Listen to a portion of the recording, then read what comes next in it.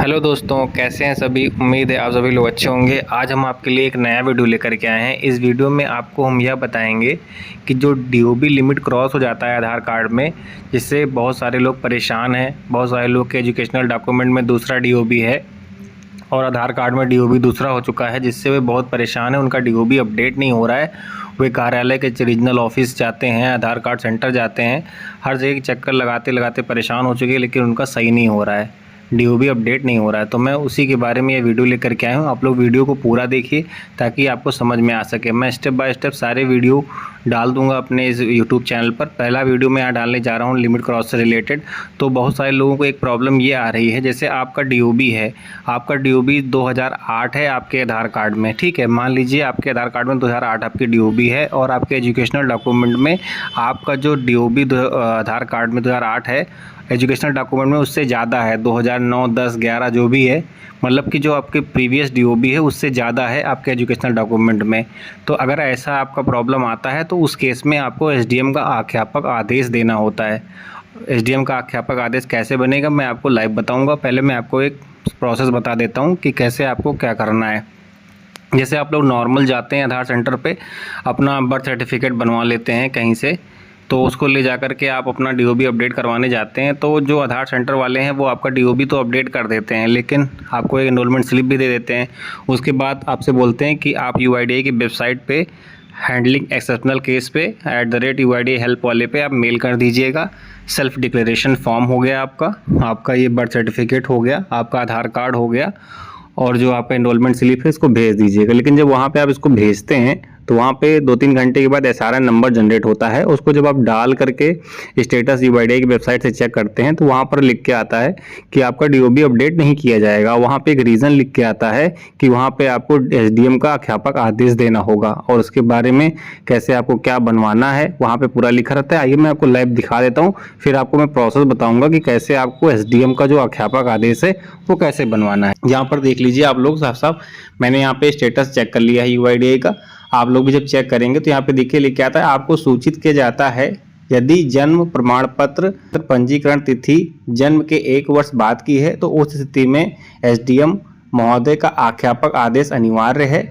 राज्य जन्म मृत्यु पंजीकरण नियमावली 2002 की धारा 9(3) के तहत उत्तर प्रदेश में ऐसे मामलों में संबंधित एसडीएम महोदय का आख्यापक आदेश जारी करने के लिए सूचित किया गया है। इसलिए ऐसे मामले एसडीएम महोदय आख्यापक आदेश के बाद ही रजिस्ट्रार द्वारा दर्ज किए जाएंगे। तत्पश्चात आख्यापक आदेश की प्रतिलिपि, जन्म प्रमाण पत्र, स्वघोषणा पत्र और जो आपका अपडेट स्लिप होता है वो आपको यूआईडीएआई से मेल करना है, या आप पोस्ट ऑफिस के जो स्पीड पोस्ट होती है रजिस्ट्री वहाँ से आप कर सकते हैं यूआईडीएआई के रीजनल ऑफिस को। तो यहाँ पर ये लिख के आता है, लेकिन बहुत सारे लोग हैं जो समझ नहीं पाते हैं आखिर इसमें हमें करना क्या है, मतलब कौन सा आख्यापक आदेश है, वो कैसे बनेगा, क्या बनेगा, कुछ समझ नहीं पाते हैं। तो मैं आपको पूरा यहाँ पे समझाऊंगा, आप लोग वीडियो को पूरा देखिए।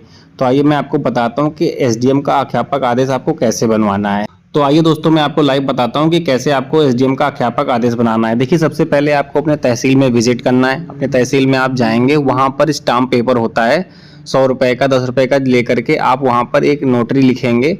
वहाँ पे लिखने वाले बैठे रहते हैं, वो आपसे उनसे लिखवा लीजिएगा। उनसे बोल दीजिएगा कि हमारा जो डीओबी में प्रॉब्लम है, जिसमें लिखा हुआ है स्टेटस की कॉपी, वहीं पे आप करवा दीजिएगा कि हमारा शैक्षिक प्रमाण पत्र में ये डीओबी है और हमारा आधार कार्ड में ये है, जिसकी वजह से हम अपना न तो एडमिशन करवा पा रहे हैं ना तो हमारा कोई काम हो रहा है, बहुत परेशान है। तो उसमें आपको लिखना पड़ेगा कि हमारा भविष्य चौपट हो रहा है, ऐसा है, पूरा लिख करके आपको वहाँ पे बनवा लेना है। फिर उसके बाद वो जो आपके ब्लॉग में वीडियो होते हैं वहाँ पर आपको उसको लेके जाना है, वो उसको देखेंगे, फिर वो एसडीएम साहब के पास ले जाएंगे उसको। फिर एसडीएम साहब जो क्या करेंगे, वो आपका जो बर्थ सर्टिफिकेट है उसको बनवाने के लिए आपकी ग्राम पंचायत के लिए वीडियो को आदेश करेंगे। यानी कि वीडियो फिर क्या करेगा, आपके ग्राम पंचायत जाएगा, वहाँ पे आपका वेरिफिकेशन करेगा। वेरिफिकेशन में आपका पता करेगा कि आप वहीं के निवासी हैं, कब से रह रहे हैं, आपकी परिवार हिस्ट्री की नकल वकल सब निकलवाई जाएगी। उसके बाद प्रधान जी जो आपके गांव के होंगे उनसे लिखवाया जाएगा कि हाँ आपका जन्म यहीं हुआ है, आप यहीं के रहने वाले हैं, उनका लेटर ले करके उसके बाद जो वीडियो होते हैं ब्लॉक डेवलपमेंट ऑफिसर वो आपका जन्म प्रमाण पत्र जारी करेंगे एसडीएम साहब के आदेश के द्वारा। तो जब आपका वहाँ पे नया जन्म प्रमाण पत्र जारी हो जाएगा, उसके बाद एसडीएम साहब के पास फाइल जाएगी, फिर वहाँ पर एक आख्यापक आदेश वो जारी करेंगे कि हाँ इनका नाम ये है, यहाँ के रहने वाले हैं, इनका जन्म तिथि ऐसे प्रॉब्लम हो गया था, शैक्षिक प्रमाण पत्र में ऐसा था, तो इसलिए यहाँ पे इनका अधिनियम जो लिखा ना 2002-93 के तहत इनका जो डीओबी है यानी कि 1 वर्ष ज़्यादा है, यानी कि 2008 था तो इनको 9 करना मान लीजिए, तो 1 वर्ष के बाद एसडीएम साहब का आदेश लगता है, वो अपना सब लिख करके साइन मोहर करके आपको दे देंगे। फिर आपको जो जन्म प्रमाण पत्र वहाँ से जारी होगा। और इसमें प्रॉब्लम ये आती है, जैसे आपने मान लीजिए पहले से जन्म प्रमाण पत्र बनवा रखा है और एसडीएम साहब के आदेश के द्वारा फिर से जन्म प्रमाण पत्र एक बन गया, और वो जन्म प्रमाण पत्र जो आपने पहले बनवा रखा है उससे अगर आपने डीओबी पहले इन भविष्य में कभी अपडेट करवा ली होगी तो आपका केस फंस जाएगा यहाँ पर। फिर आपको जो कैंसिलेशन लेटर बनवाना पड़ेगा जो पुराना जन्म प्रमाण पत्र है। अगर आपने जो पुराना जन्म प्रमाण पत्र बनवाया है वो यूआईडीआई की वेबसाइट के डाटाबेस में नहीं है तो आप बच जाएंगे, कोई दिक्कत नहीं। लेकिन अगर वहाँ पर वो चेक करेंगे कि आपने इससे पहले कोई डीओबी अपडेट करवा ली है, अगर आपका रिजेक्ट हो चुका होगा तो कोई दिक्कत नहीं, वहाँ पे कोई रिकॉर्ड नहीं शो करेगा।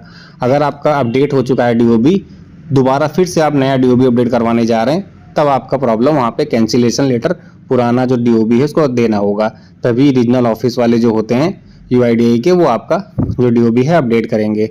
फिर आपको डीएम का अध्यापक आदेश, नया जन्म प्रमाण पत्र और स्वघोषणा पत्र, आधार कार्ड की फोटोकॉपी, और उसके बाद आपका जो इनरोलमेंट स्लिप होता है वो 90 डेज से ज़्यादा नहीं होना चाहिए। अगर 90 डेज ज़्यादा हो चुका है तो दोबारा से आप इनरोलमेंट करवा लीजिएगा। जो बर्थ सर्टिफिकेट एसडीएम साहब बनवाते हैं उसी को आप ले करके अपडेट करवा लेंगे, वो ऑटोमेटिक रिजेक्ट हो जाएगा। रिजेक्ट होने से उसी के बाद ही तो एक्सेप्शनल हैंडलिंग केस आता है, उसके बाद आपका वो स्लिप लगा करके आप यूआईडीआई को मेल कर दीजिएगा या आप बाय पोस्ट सेंड कर दीजिएगा। जैसे ही आपके रीजनल ऑफिस में आपका डिटेल पहुंचेगा, वहाँ पे वेरिफिकेशन होगा, सब कुछ आपका सही पाया जाएगा, फिर आपका जो डीओबी है वो अपडेट कर दिया जाएगा। तो यही जानकारी आप लोग को मुझे देनी थी ताकि आप लोग समझ सके कि एसडीएम ऑर्डर क्या होता है, कैसे बनता है और ये किन लोगों को बनवाना होता है। सब लोगों को बनवाने की ज़रूरत नहीं होती है, जिनका जन्म तिथि 1 वर्ष ज़्यादा होता है यानी कि आधार पे कम है और एजुकेशनल डॉक्यूमेंट में ज़्यादा है, उन्हीं को एसडीएम अध्यापक आदेश बनवाना पड़ता है। तो उम्मीद करता हूं अगर आपको यह वीडियो अच्छा लगा है तो इस वीडियो को अधिक से अधिक लोगों के पास शेयर करिए, ताकि जो लोग डीओबी लिमिट क्रॉस से परेशान हैं उन लोगों को ये जानकारी सही मिल सके कैसे उनको अध्यापक आदेश बनवाना है। तो तब तक के लिए धन्यवाद, मिलते हैं अगले वीडियो में। जय हिंद।